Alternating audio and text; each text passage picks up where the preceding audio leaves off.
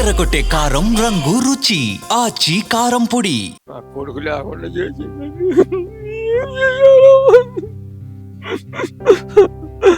ఇంకా ఏం చూసుకోవాలి నేను? ఈ ఇల్లు ఏం చేసుకోవాలండి?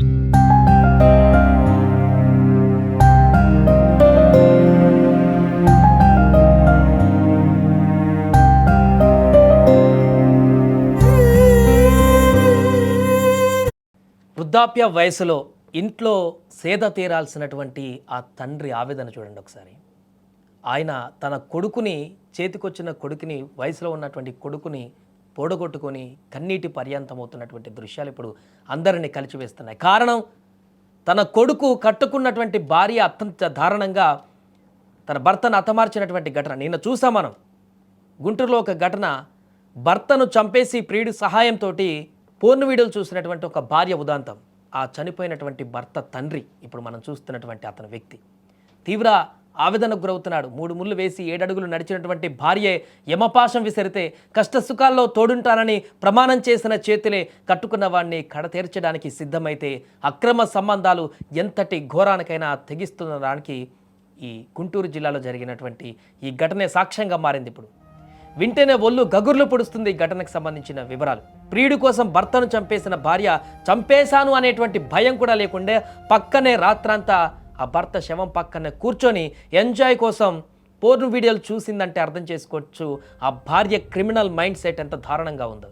గుంటూరు జిల్లా దుగ్గిరాల మండలము చిలువూరుకు చెందినటువంటి శివ నాగరాజ్కి లక్ష్మీ మాధురికి 2007లో వివాహమైంది. వీరికిద్దరు కుమారులు ఉన్నారు.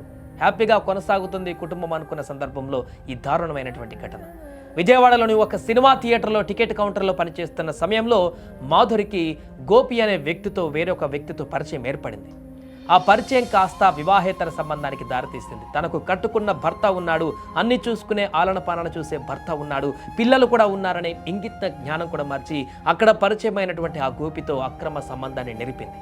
అయితే అది కాస్త అతన్ని ఇంటికి తీసుకొచ్చేంత వరకు మారింది, ఇక పీక్ స్టేజ్లోకి వెళ్ళింది. అయితే అతను ఎవరని అడిగితే తమ్ముడు అంటూ కుటుంబ సభ్యులు ఇంటి పక్కల వారికి పరిచయం చేసిందని, తన కొడుకుని ఇలా దారుణంగా హత్య చేస్తుందని అనుకోలేదంటూ ఇప్పుడు చనిపోయినటువంటి నాగరాజు తండ్రి కన్నీరు మున్నీరుగా వెలిపిస్తున్నాడు.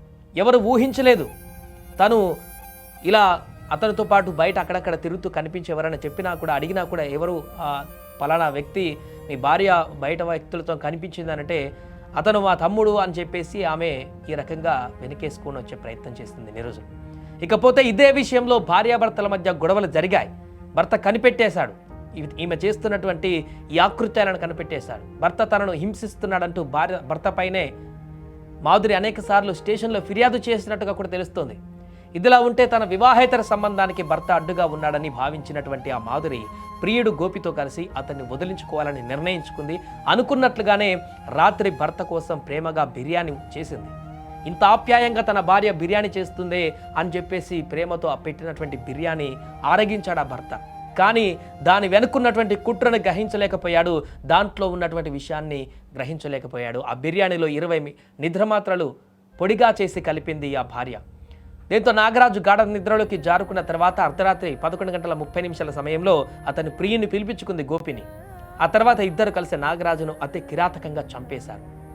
అంతేకాదు అత్యంత దారుణమైన నీచమైన పని ఏంటంటే చంపేసిన తర్వాత భర్తను అక్కడే ఆ శవాన్ని అక్కడే పెట్టుకొని వీళ్ళ యొక్క ఈ పూర్తిగా వారి యొక్క వ్యక్తిగత జీవితాన్ని గడపడం కోసం, వారి సుఖాన్ని కోసం అక్కడ భార్య మొబైల్లో పోర్న్ వీడియోలు కూడా చూస్తూ గడిపినటువంటి దారుణమైనటువంటి సంఘటన వెలుగులోకి రావడం జరిగింది.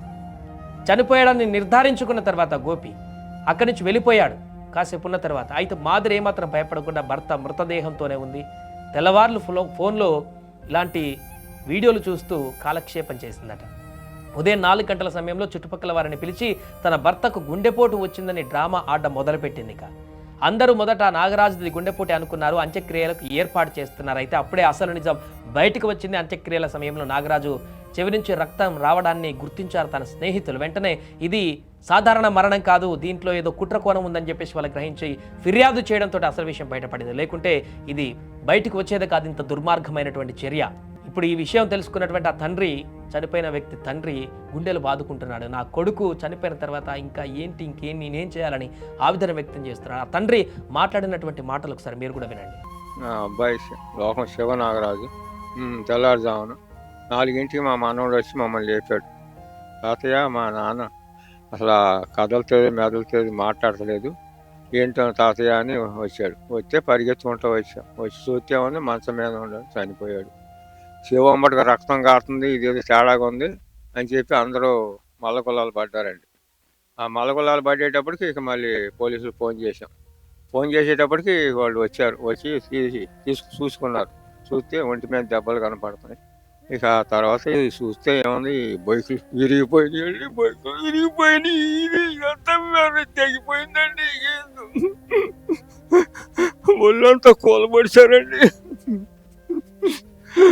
ఎంత పని చేశారు దుర్మార్గుడు. నన్ను కూడా చంపుతారేమని మళ్ళీ ఒక భయం ఏర్పడింది.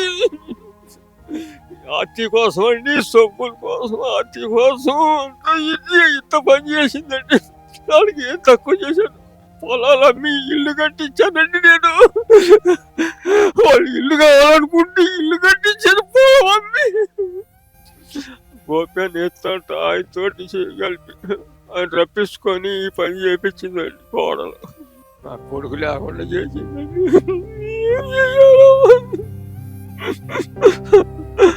ఇంక ఏం చూసుకోవాలి నేను, ఈ ఇల్లు ఏం చేసుకోవాలండి?